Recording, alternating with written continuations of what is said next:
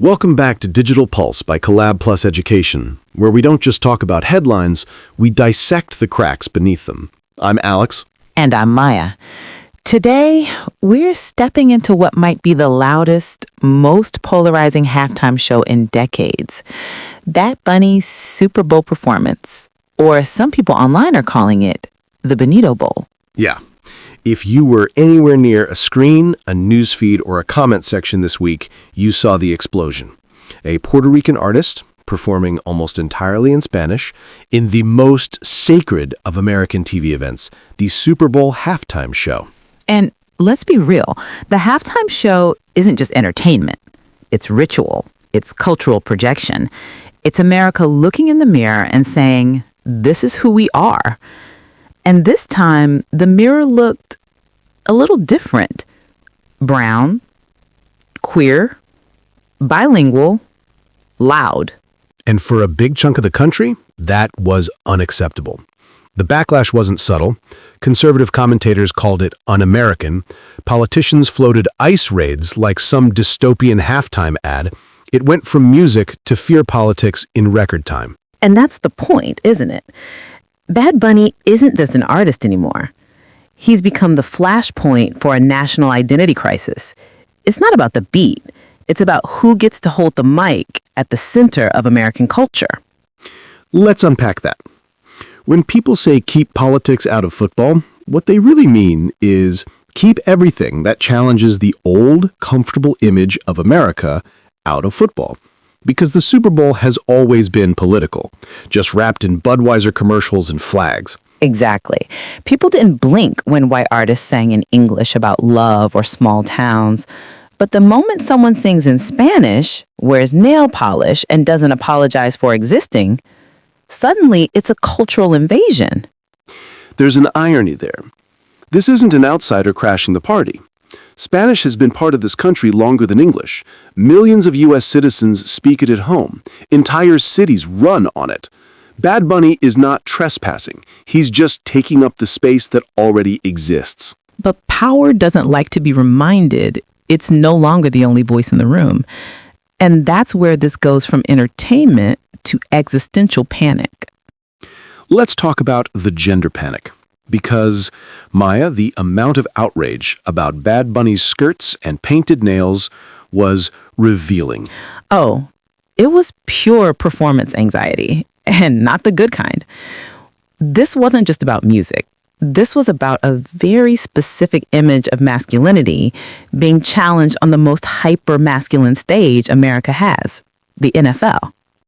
The Super Bowl isn't just a game. It's the temple of a certain kind of American manhood. Beer, military flyovers, Jesus commercials, straight couples and truck ads. And suddenly, here's Benito, soft but powerful, queer-coded but confident, refusing to play by their rules. He's not saying, accept me. He's saying, I'm already here. You deal with it. And that's terrifying for people who built their identity around a world where men look and act one way, and everyone else either conforms or disappears. Now, here's where it gets dark.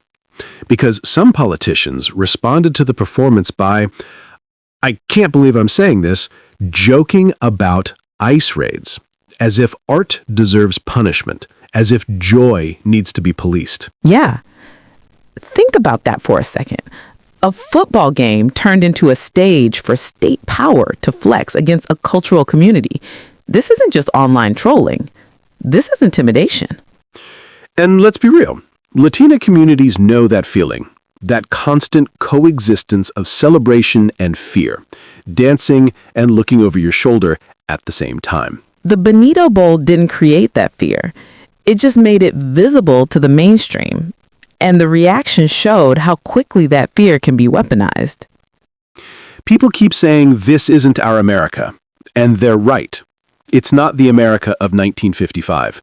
It's 2025, and the stage is changing whether they like it or not. Yeah, but they're not mourning a show. They're mourning control, cultural monopoly, the ability to dictate what Americans should look and sound like. And the NFL, for all its corporate cynicism, understood something. Relevance is survival. They didn't pick Bad Bunny to be nice.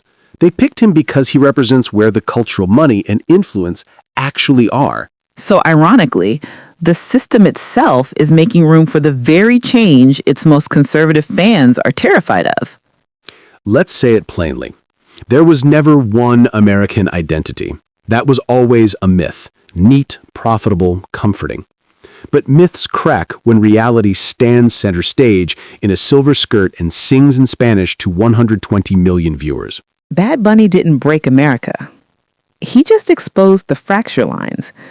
And those lines aren't going away. And maybe, just maybe, that's a good thing.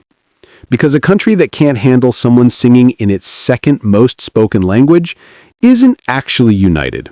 It's just pretending. Yeah, and pretending has a shelf life. Whether you loved it or hated it, the Benito Bowl forced a question. Who gets to stand at the center of American culture? And the answer is no longer just one face, one language, one gender. And that's the real halftime show. This was Digital Pulse by Collab Plus Education. I'm Maya. And I'm Alex. If you like this episode, share it with someone who swears football is apolitical. We dare you.